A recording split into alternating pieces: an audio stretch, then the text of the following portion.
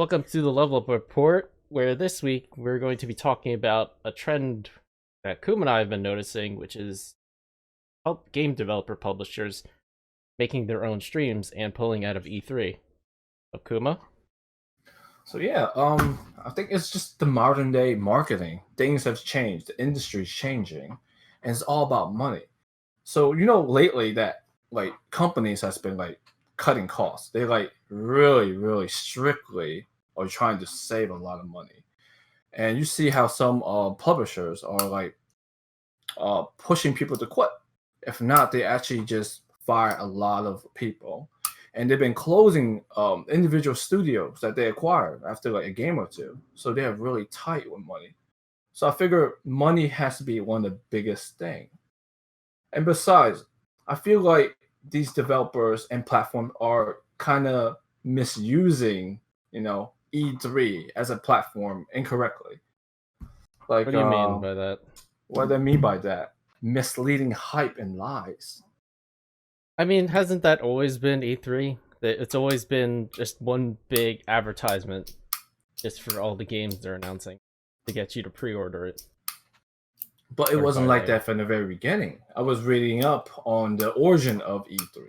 It happened because the scandal with Mortal Kombat, how it's inappropriate, too violent and stuff. So it had really bad news press for game developers. So everyone got together and start showcasing their own stuff because they wasn't getting no respect. And from there, it blew up. It got really popular. And during that time, for that era, marketing was appropriate. They want to get people to come and see what they have. And back then, they had good shit. They have actually real stuff to show people, you know. But nowadays, they don't I really think have this much year to show was the people. culmination of what game developers don't show. Things now I realize just hmm really bare bones and just showing a lot of just not gameplay. Yeah. So it's misleading hype and lies, and it's just a waste of money for everyone. It's just bad for the industry, bad for consumer, bad for developers when they do that. Like they rush out to just show something. Okay, we got nothing. Let's just make this and show it. See what happened to Anthem. They made something to show their executive. Executive love it. It's like, okay, let's do it. And they got nothing, but they have to do it. Yeah. So that's just a really poor industry standard that they're still committing to, but they have to change. They have to really change. That was the And another, latest failure, like yeah, for yeah, E3 stuff. The one before that was, I think, Watch Dogs 1, like yeah. the So really big one. so you saw it. You saw the trend over the past couple of years, and this is the past couple of years. That's when they start inviting the public to it. They're just taking advantage of the public. Like years prior to that, the tickets cost $1,000, something really exclusive only to the media. But now they invite the public to it, and the public includes YouTuber reviewers.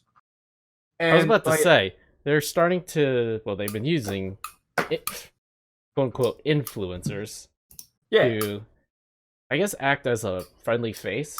So it's not just friendly some. face. It's not just some like company man or anything. It's a face that probably a certain audience will know, the well-known Okay. YouTuber or streamer or anything like that. Well, this is more to it than that. There's some really dirty stuff going behind the doors.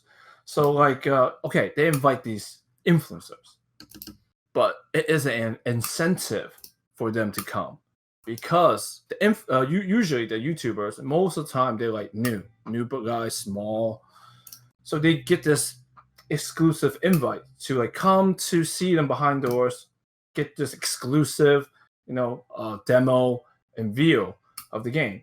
So they are kind of pressure somewhat to give them some decent feedback, something positive, because they want to get these continuous invites again, because they want to be the first one to showcase this on YouTube or whatever platform they're using. Well, that's So it huge if they get first exposure to it. Uh-huh. Then But it's kind of messing with their judgment. They're not being fully unbiased. You know what I'm saying? They well, I'd want to say they're the continue ones this being relationship. influenced at that point. Yeah, so I don't like how they like using E3, like or using anything that's like this, like a presentation. So I don't know. Like right now, having developers and platform pull out might be the best thing for now, because like if they could save money, right? Because it costs like a couple millions to really like have a part of the space they use. If they could save that money, maybe you could put that money back into the developer team, put it That'd be back great. into the game. Yeah, exactly. So like right now they basically wasting their time, wasting our time, like having all these like render videos, cutscenes, right? Mm-hmm. Or they being pressured to show us something, even they don't have nothing to show us.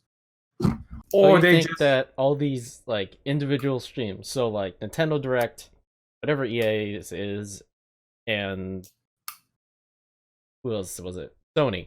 Think those are yeah. better? I think they're heading in the right direction. I think they are. Because like think about it. If they put it on YouTube or Twitch, they get a bigger audience, right? A bigger audience to watch it.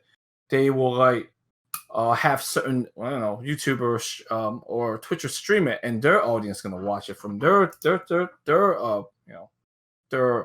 room. Hmm. So I think it will hit a bigger audience and much cheaper. You don't have to pay them; they're gonna watch it anyway. It's free. It's free. You probably have to pay maybe I don't know some money to like organize a video. Organize the video, make it nice, make it sweet, have some background music, and they already have all that translation thing done. No awkwardness in person, live. None of that. It could be Um, like a pre-recorded video or yeah, anything. yeah. I think it's always pre-recorded. Nintendo pre-recorded their stuff. I don't think it's live. Yeah, that's not live. That's true. Yeah. The only thing that's live would be EA, right? Was it EA? I think it was EA did their own thing. I think it was That EA Play for their E3 thing. That was live. that was live, but again, it's not at E3, whatever. It's their own thing. So they don't have to buy out a space there. They have their own little space that they purchase, or their own office. So it's still cheaper on their end, and they have more control. What's going on. They're the one organizing it.